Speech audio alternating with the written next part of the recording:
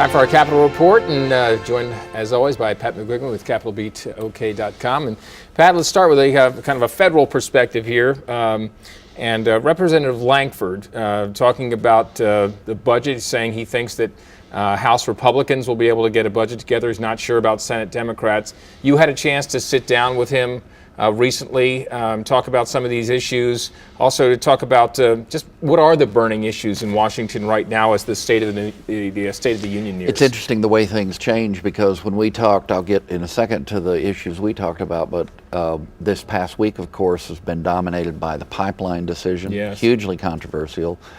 A lot of jobs nationwide and regionally, and a good number of jobs in Oklahoma that won't happen because the pipeline going north, at least, isn't going to happen now. The president did decide to let it proceed south, and Lankford's very critical of the president's decision on that. And the other thing that was big in the news this week was the House disapproving of an increase in the debt ceiling, sort of a revisit of last fall's debate, although there will be a debt ceiling increase, because the president can authorize an incremental increase under the legislation negotiated last year, and Representative Lankford's critical of that decision also.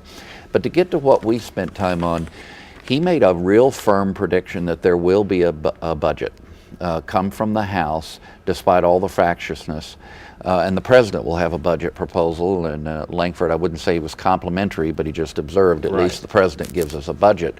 Where he was critical was of the Senate. The Senate Democrats don't even offer up a budget. It's been 1,000 days as of when the State of the Union speech is given, 1,000 days since the Senate Democrats put forth a budget. So there's a quick picture. The budget's very important. He says there will be, despite the failure of the supercommittee, the House will get a budget processed, and then we'll see how the Senate responds. On the other side, the other big issue is the one that still wasn't resolved by that 2-month extension at the end of the year on unemployment compensation benefits, and how you pay for some of the things Congress is doing, because they want to leave in place that payroll tax cut that's supposed to be financing Social Security. Related to that, Medicare, something called the doc fix, which addresses getting compensation to physicians who see Medicare patients.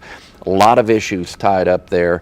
That is going to be tax policy, he's saying, ought to be made a year or even longer at a time, and not 2 months at a time. So Lankford's really carved out an interesting niche for himself just in a year. It's hard to believe he's only starting his second year, because you see him even on national television and in national news stories a lot. Hard-working guy, and he's serious. Yeah, that's pretty impressive. Yeah. All right, let's switch topics to Boeing.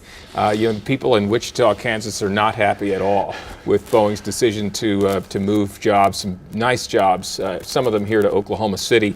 You had a chance to kind of study this announcement in some depth. What are the storylines here? 2,160 jobs. There is absolute fury. That's the right word, fury in Wichita, aimed at Boeing primarily, but some of it spilling over to Oklahoma.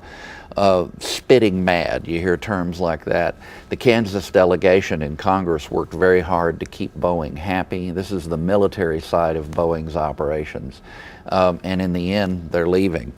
The editorial page of the Kansas City Star, which is not an anti-free enterprise newspaper, quoted an economist, and it kind of also conveyed their view that using the words ethics and business in the same sentence are an oxymoron. I mean, tough stuff. One question I have is, how many people are actually leaving Wichita to come here? I'm not certain that it's actual transfers. I think a lot of it is going to be new job creation in Oklahoma City. So you mentioned they've done a lot to try and appease and please this company. What are the lessons for Oklahoma City with Boeing coming? I'd say this is kind of something to be a little bit introspective on. Great success in the near term, but you need to stop and really process and think from Kansas's perspective about the limits of business incentives, tax credits and other things to incentivize a company to come or stay. Total of $4 billion of municipal and state incentives were given to Boeing over the course of time, and they're leaving. And so that's something for Seattle, Oklahoma City, and San Antonio to be pondering. Finally, I think it makes the case that lower taxes, less regulation, and a generic business-friendly environment is a more powerful economic development tool than any package of incentives.